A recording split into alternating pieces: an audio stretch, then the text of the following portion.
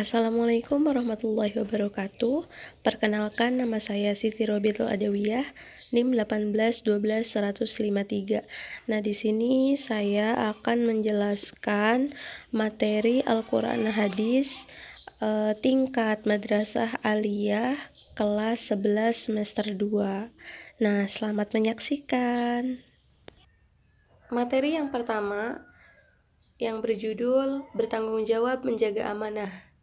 Nah, apa sih pengertian amanah? Nah, jadi amanah itu merupakan perwujudan dari ketundukan seorang muslim terhadap ajaran agama Islam. Nah, karena melibatkan aspek vertikal kepada Tuhan, beban pertanggungjawaban kepada Allah Subhanahu wa taala, dan aspek horizontal. Nah, aspek horizontal yaitu aspek syariat, terutama dalam kaitannya dengan muamalah atau hubungan manusia dengan manusia di dalam kehidupan bermasyarakat. Nah, adapun amanah adalah sebuah sikap seseorang yang dapat bertanggung jawab dan dapat dipercaya.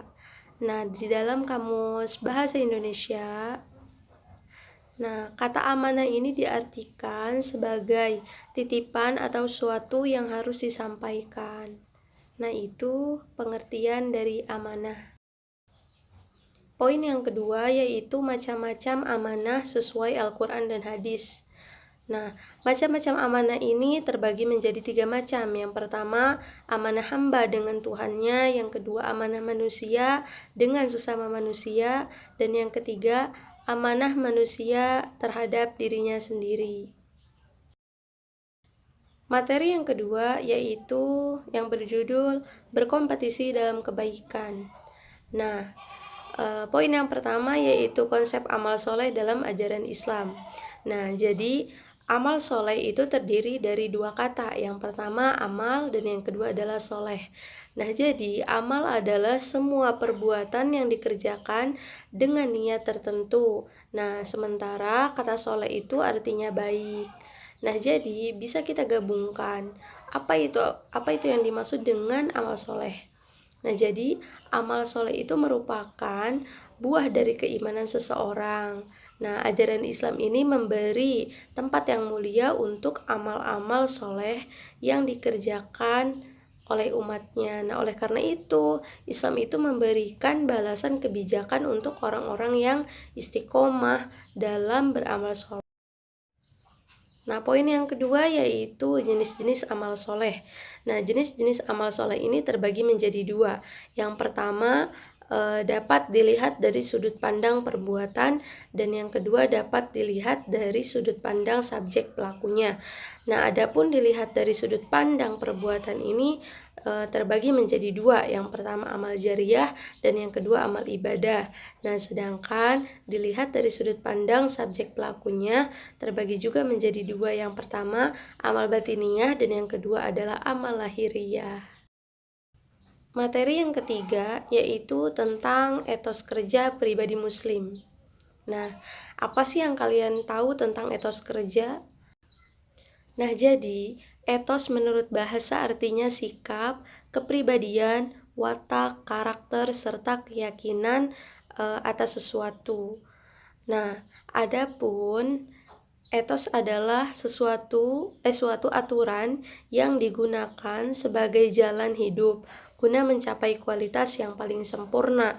Nah, jadi etos kerja adalah cara mengekspresikan diri seseorang atau kelompok yang menjadi ciri khas dalam melakukan sebuah pekerjaan untuk mencapai kualitas yang paling sempurna.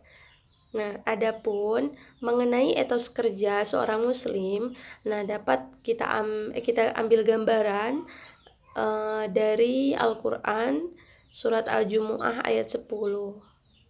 Nah, poin yang kedua yaitu prinsip etos kerja Islami. Nah, prinsip etos kerja Islami ini terbagi menjadi 4 macam. Nah, yang pertama bekerja secara halal atau tolaba ad-dunya halalan. Yang kedua adalah bekerja demi menjaga diri supaya tidak menjadi beban hidup orang lain. Nah, atau ta'affufan al-mas'alah. Nah, poin yang ketiga yaitu bekerja demi mencukupi kebutuhan keluarga atau sa'ayan ala iyalihi. Nah, yang terakhir yaitu bekerja untuk meringankan beban hidup tetangga. Adapun poin yang ketiga yaitu ciri-ciri etos kerja Islami. Nah, yang pertama, baik dan bermanfaat bagi kehidupan. Yang kedua, profesional dalam melakukan pekerjaan. Yang ketiga, kerja keras, tekun, dan kreatif. Yang keempat, kompetitif untuk menjadi yang terbaik. Dan yang kelima, jujur dalam segala kondisi. Materi yang keempat yaitu makanan halal dan baik. Nah, jadi makanan yang halal adalah makanan yang didapat dan diolah dengan cara yang benar menurut agama. Nah, adapun makanan yang baik adalah yang berguna dan tidak membahayakan bagi tubuh manusia dilihat dari sudut kesehatan. Nah, makanan yang enak dan lezat itu belum tentu baik untuk tubuh kita. Dan bisa jadi makanan yang enak dan lezat itu adalah makanan yang berbahaya bagi kesehatan. Poin yang kedua yaitu kriteria makanan yang halal dalam Islam. Nah, makanan yang halal dalam Islam ini terbagi menjadi 3 macam. Yang pertama, makan dan minum yang halal menurut zatnya. Yang kedua, halal cara memperolehnya. Yang ketiga, halal cara pengolahannya. Nah, maksudnya apa sih dari makanan dan minuman yang halal menurut zatnya? Ya, nanti saya jelaskan. Nah, makanan yang halal menurut zatnya itu adalah makanan yang dari dasarnya halal. Nah, untuk dikonsumsi dan telah ditetapkan kehalalannya dalam kitab suci Al-Quran dan hadis. Nah, adapun maksud dari halal cara memperolehnya yaitu makanan atau minuman yang diperoleh dengan cara yang baik dan sah. Nah, sementara makanan atau minuman yang didapat dengan cara batil atau merugikan orang lain serta dilarang oleh syariat hukumnya. Nah, yang ketiga yaitu halal cara pengolahannya. Nah, makan atau minuman yang semula halal itu dapat berubah menjadi haram. Nah, apabila cara pengolahannya itu tidak sesuai dengan syariat Islam. Nah, makanan yang diharamkan dalam Islam ini terbagi menjadi 2. Yang pertama, haram li dzatihi, yang kedua haram li ghairihi. Nah, apa sih yang dimaksud dengan haram li dzatihi? Nah, jadi haram li dzatihi yaitu makanan yang haram karena zatnya maksudnya. Nah, jadi hukum asal dari makanan itu sendiri memang sudah haram. Nah, yang kedua yaitu haram li ghairihi. Nah, haram li ghairihi ini adalah makanan yang diharamkan karena faktor eksternal.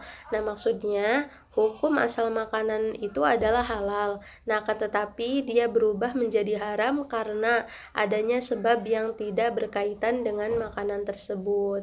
Nah, seperti bangkai binatang yang disembelih untuk disesaji gitu. Nah, itu adalah contoh haram li ghairihi. Nah, sedangkan contoh haram li dzatihi itu adalah ada daging babi, darah, burung buas yang bercakar tajam, semua binatang buas yang bertaring. Nah, itu adalah contohnya.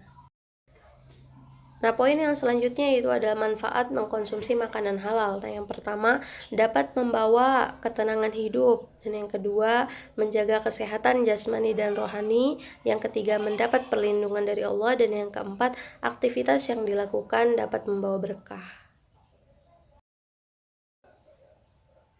Materi yang kelima yaitu tentang bersyukur kepada Allah. Nah, apa sih yang dimaksud dengan syukur? Nah, jadi syukur ini memiliki arti terima kasih ya. Nah, sementara kata nikmat ini adalah artinya memberikan anugerah, enak dan lezat. Nah, mensyukuri nikmat Allah Subhanahu wa taala ini maksudnya berterima kasih kepada Allah dengan cara mengingat atau menyebut nikmat dan mengagungkannya. Materi yang terakhir yaitu tentang bersyukur kepada Allah Subhanahu wa taala. Nah, jadi kata syukur memiliki arti yaitu berterima kasih ya. Nah, jadi maksud dari mensyukuri nikmat Allah ini adalah maksudnya berterima kasih kepada Allah dengan cara mengingat atau menyebut nikmat dan mengagungkannya. Nah, orang yang tidak bersyukur kepada Allah, ia termasuk ke dalam golongan orang-orang yang kufur nikmat. Nah, kufur nikmat ini adalah orang yang tidak bersyukur atas nikmat yang dilimpahkan oleh Allah. Nah, adapun macam-macam nikmat Allah itu terbagi menjadi 5 macam. Yang pertama nikmat fitriyah, yang kedua nikmat ikhtiar, yang ketiga nikmat alamiah, yang keempat nikmat diniyah, dan yang kelima nikmat uhrawiyah. Nah, adapun cara mensyukuri nikmat Allah itu yang pertama melaksanakan perintah untuk selalu beribadah kepada Allah, yang kedua senantiasa menjauhi segala hal yang dilarang oleh Allah. Yang ketiga, mengucapkan kalimat-kalimat pujian untuk Allah, dan yang kelima, mengucapkan terima kasih kepada manusia. Nah, adapun hikmah bersyukur kepada Allah itu yang pertama, seseorang yang senantiasa mengucap syukur dengan kondisi apapun, maka Allah Subhanahu wa taala itu akan menambahkan nikmatnya.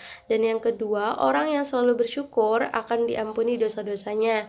Yang ketiga, bersyukur juga bisa menjadi cara meningkatkan iman dan takwa kepada Allah Subhanahu wa taala. Nah, yang terakhir, orang yang bersyukur itu hatinya akan selalu tenang. Nah, itu adalah pemaparan terakhir. Nah, mungkin itu saja yang dapat saya sampaikan. Kurang lebihnya mohon maaf. Wabillahi taufiq wal hidayah. Wassalamualaikum warahmatullahi wabarakatuh.